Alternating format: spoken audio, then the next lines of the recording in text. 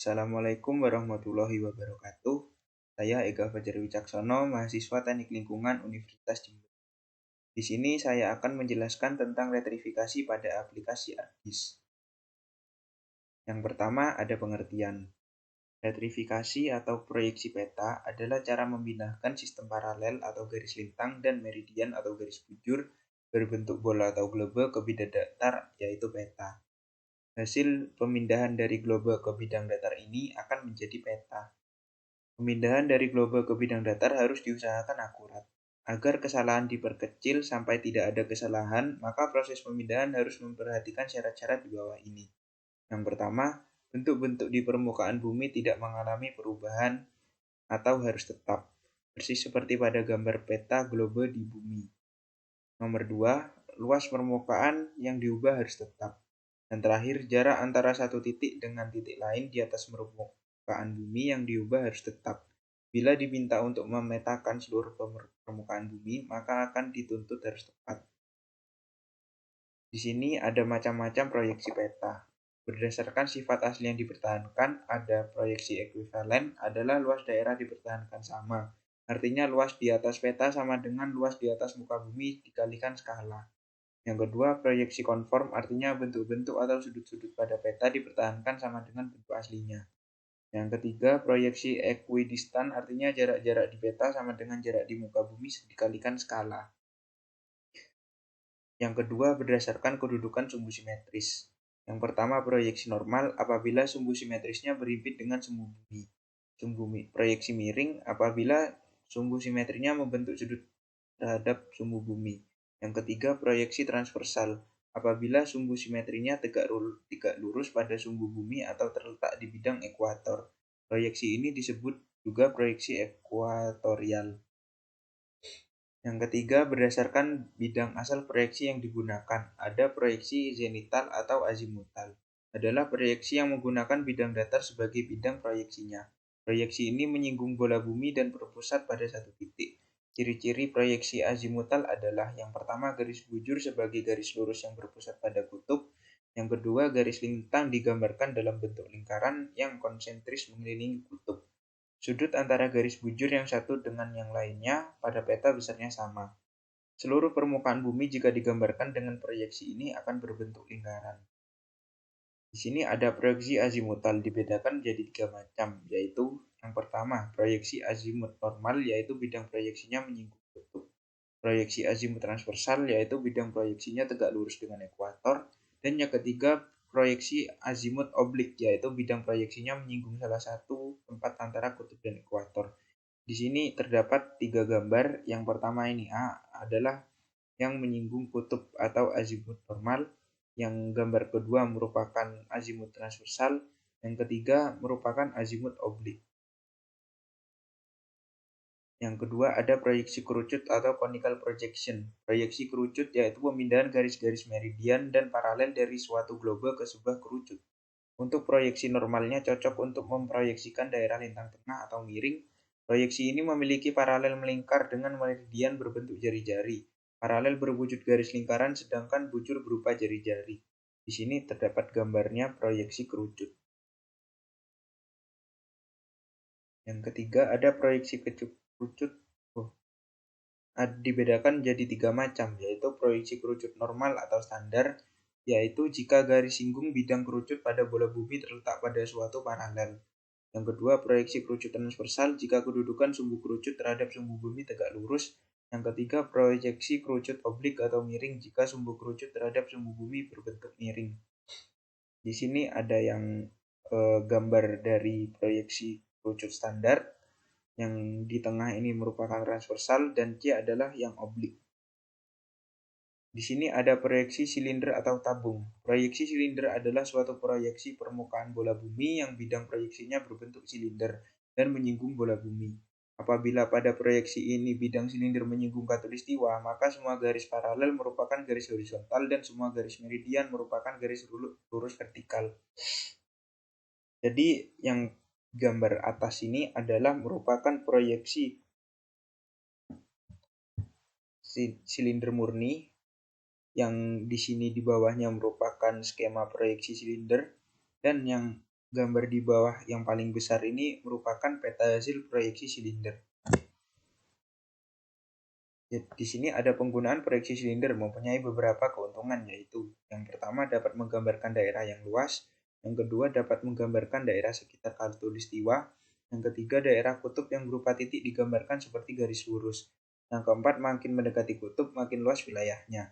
Jadi keuntungan proyeksi ini yaitu cocok untuk menggambarkan daerah ekuator, karena ke arah kutub terjadi pemekaran garis lintang. Proyeksi azimutal, proyeksi kerucut atau konikal, dan proyeksi silinder atau silindrikal, termasuk kelompok proyeksi murni. Penggunaan jenis proyeksi murni ini sangat terbatas.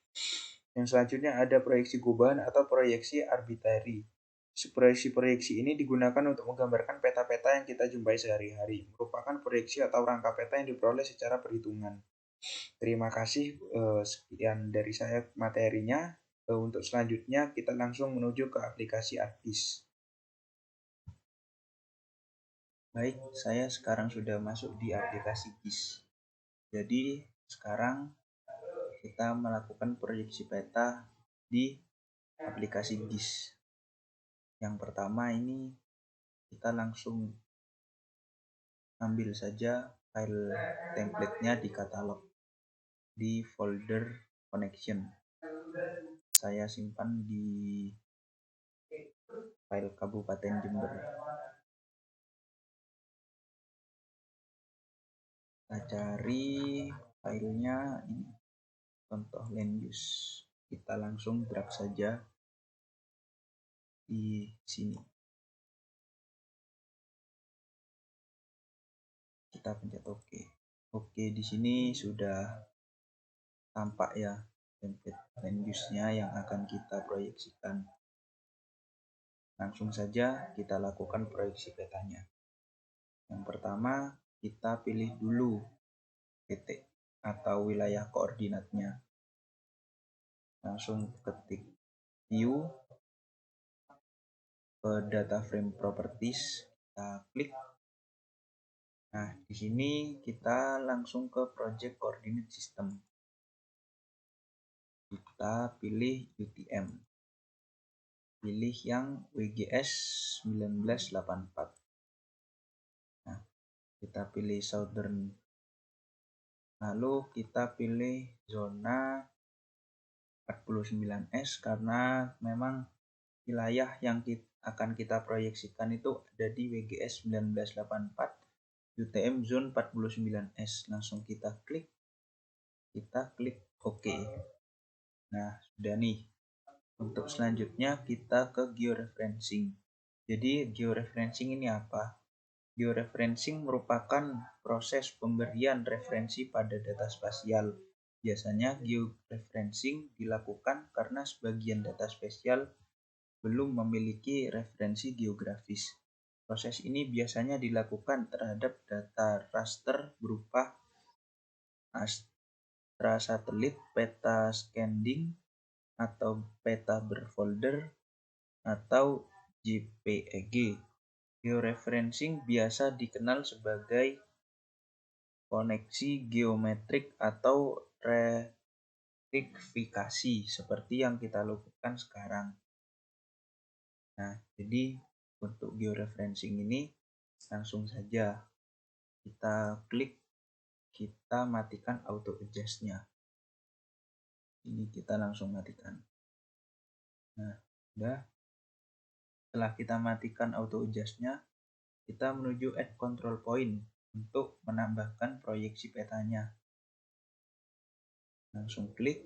Nah, di sini kita zoom dulu ke tempat yang akan kita beri poin. Yang pertama di sini.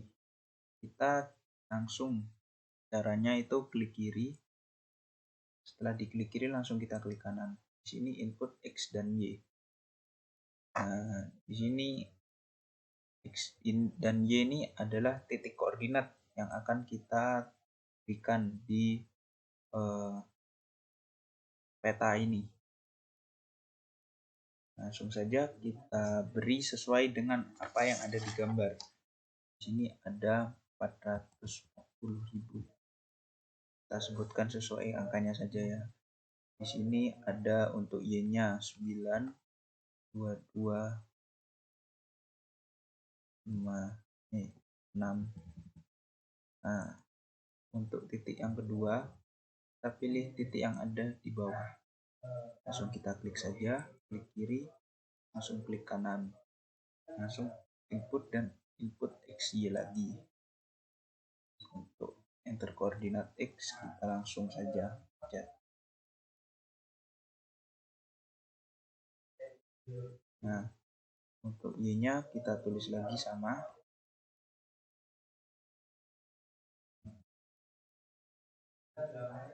Kita klik OK.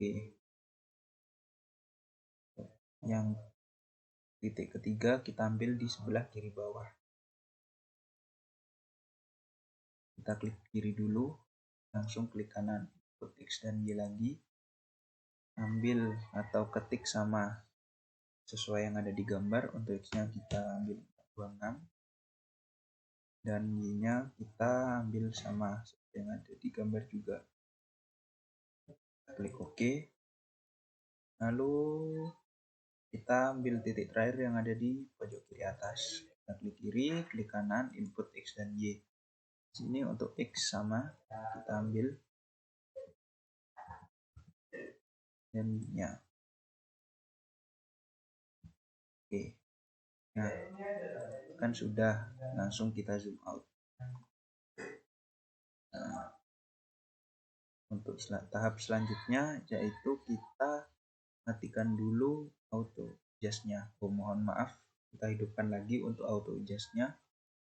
Kita klik saja langsung. Oke, apabila hilang begini setelah kalian mencet auto adjust, kalian bisa langsung menuju ke table of content. Nah, di sini terdapat layer contoh land use yang kita otak-atik barusan. Kita tinggal klik kanan di sini. Lalu kita langsung pilih zoom to layer. Kita klik zoom to layer. Nah, di sini kita langsung menuju layer contoh land use tadi yang telah kita otak-atik sebelumnya. Nah, untuk tahapan selanjutnya yaitu kita menuju ke layout untuk menampilkan koordinat yang sudah kita berikan tadi. Yaitu tempatnya ada di layout view sini bagian bawah. Kita langsung klik saja di sini. Nah, untuk tampilan layout itu seperti ini ya, seperti ada di buah kertas. Nah, untuk menampilkan tadi koordinat yang telah kita pasang atau poin-poin yang sudah kita berikan di gambar ini, kita langsung klik insert, lalu kita pilih dynamic text. Nah, di sini kita langsung pilih saja di koordinat sistem. Kita klik.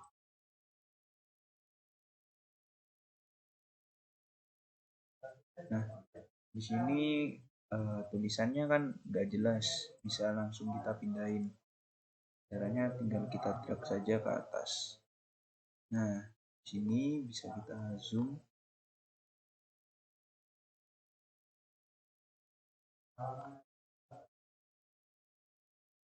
Nah, di sini ada terlihat tulisan koordinat sistem WGS 1984 UTM Zone 49S. Seperti yang kita pilih tadi, ada central meridiannya ada di sini. Untuk yang lain-lainnya juga sudah ada di sini. Jadi itu saja untuk rektifikasi peta menggunakan ArcGIS. Jadi setelah kalian pencet layout dan kalian masukkan dynamic text di sini, kalian bisa langsung lihat koordinat-koordinat yang sudah kalian masukkan tadi di sini. Oke, sekian dari saya. Kurang lebihnya mohon maaf, meskipun sangat banyak kurangnya karena saya juga masih belajar. Mohon maaf bila banyak kesalahan. Wassalamualaikum warahmatullahi wabarakatuh.